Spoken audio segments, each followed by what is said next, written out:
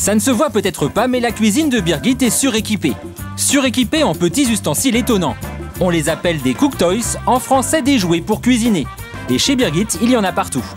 Donc, il y en a là, tout plein. Il y a le truc des pommes, la râpe microplane, le pineapple slicer. Je les utilise, c'est pas une collection. C'est vraiment des outils que j'utilise, peut-être pas tous les jours, mais régulièrement. Et puis du coup, les gens savent que ça m'amuse, donc m'en offrent.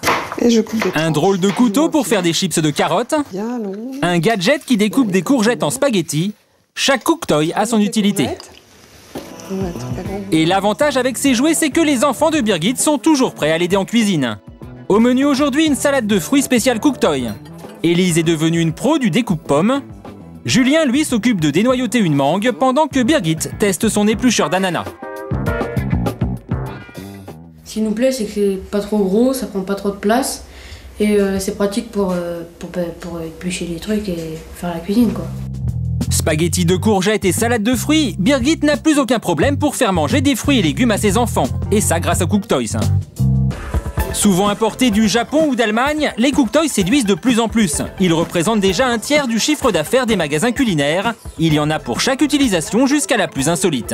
Il y a celui-là qui était marrant, c'était le cook toy sexiste, anti-sexiste. Et pour comment faire cuire 2 assiettes en même temps dans le micro-ondes. Pas que madame qui se lève et monsieur qui mange pendant ce temps-là.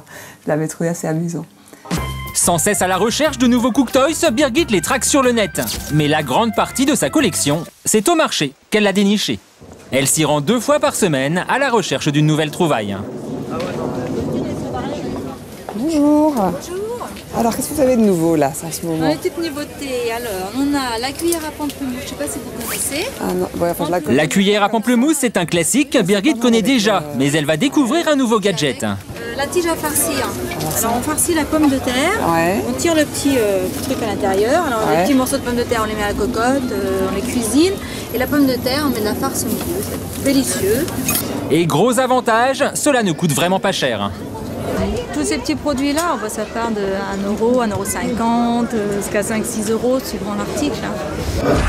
Mais Birgit a une autre adresse, une boutique spécialisée dans Paris. Elle s'y rend régulièrement car elle est sûre d'y trouver des cook toys dernier cri. Et ici, tous les vendeurs la connaissent. Comment vas-tu? Très bien, d'accord. Écoute, je suis ravie de te voir parce qu'on a des trucs assez sympas. Véronique lui présente les toutes dernières nouveautés en avant-première. Alors, donc là, tu mets en fait de l'ail épluché, tu fermes, et puis sur ton plan de travail, tu roules.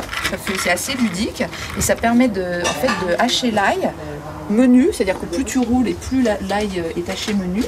Alors, à chaque fois, je vérifie, je touche, je regarde si ça se casse pas la lunette tout de suite, si c'est solide. Mais c'est sûr que quand je viens ici, je sais qu'ils sélectionneront des bons outils. Et à chaque fois, Birgit ne peut s'empêcher d'acheter.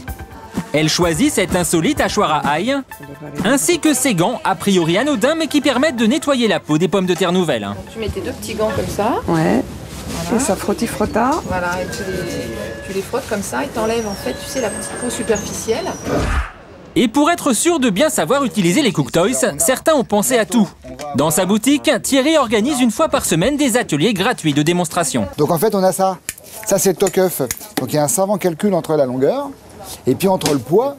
Et en fait, quand on vient le mettre, donc on prend l'œuf, on le laisse dans l'alvéole, comme ça. On met ça, on a juste à faire tac. Il ne reste Voilà, plus on ensuite ouvre qu'à ça. enlever le haut de la coquille à l'aide d'un simple couteau. Et ensuite, donc on a un œuf qui est coupé parfaitement. Fan de gadgets, Thierry est allé encore plus loin. Il a carrément inventé son propre cook toy, la spatule thermomètre. Là, je suis en train de préparer un caramel. Donc, normalement, le caramel, on ne les touche pas. Pour éviter qu'il mate, on va tout de suite mettre le thermomètre dedans. Et là, au-dessus, vous avez la température qui s'affiche. Donc là, on monte à 79, 80. Devant toutes ces astuces, certains clients ont l'air parfois un peu décontenancés. Mais des jouets pour faire la cuisine, généralement, ça plaît. Je trouve vraiment rigolote, permet justement de détonner lors de nos dîners ou même quand on invite des gens. Je trouve ces ustensiles-là très pratiques. D'ailleurs, je vais en acheter pour emmener en Guyane. Peut-être pas pour la cuisine de tous les jours. Oui, c'est pratique, il y a beaucoup d'idées. Comme ce hachoir de nos grands-mères, remis au goût du jour. Qui n'a pas piqué ça à sa grand-mère? C'était avant en tôle, c'était en fer blanc. Aujourd'hui, on les a revisités, tout est en inox. Alors n'hésitez pas à fouiller vos greniers, vous possédez peut-être sans le savoir un Cooktoy dernier cri.